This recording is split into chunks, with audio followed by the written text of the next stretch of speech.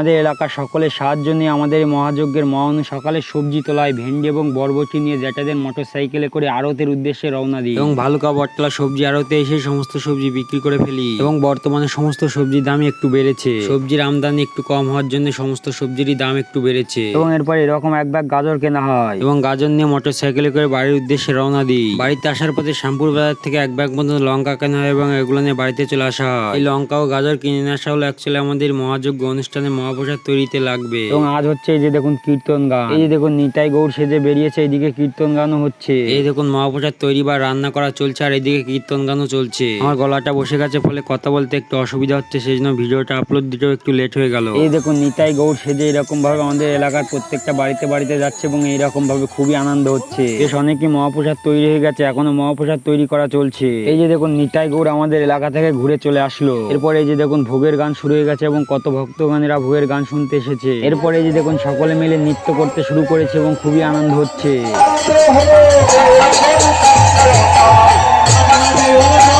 এই দেখুন নৃত্য করা হচ্ছে এবং আমাদের অষ্টম পরে খুবই আনন্দ হলো। এরপরে ভোগের গান শেষ হয়ে গেলে এরপরে শুরু হয়ে যায় মহাপ্রসাদ বিতরণ। মহাপ্রসাদ বিতরণ চলছে, প্রচুর মানুষের সমাগম হয় এবং প্রচুর ভক্তগণেরা আসেন আমাদের এই হরিনাম মহাযজ্ঞ অনুষ্ঠানে। দেখুন কত ভক্তগণেরা এই মহাপ্রসাদ গ্রহণ করছে। আমাদের এই মহাযজ্ঞ অনুষ্ঠানে প্রচুর মানুষ হয় এবং সকলকেই মহাপ্রসাদ দেওয়া হয়। আমাদের এলাকার সকলের সাহায্য নিয়ে আমাদের এই মহাযজ্ঞের মহা অনুষ্ঠান হয়।